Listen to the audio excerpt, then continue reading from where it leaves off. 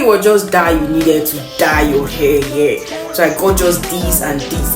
Then I started watching videos on how to dye your hair, so I had to order this and these three. Yeah, so 3 high color highlights, a developer, cinnamon and ginger adore dye. Yes, so these are the things I'm going to be using. Let's get to it.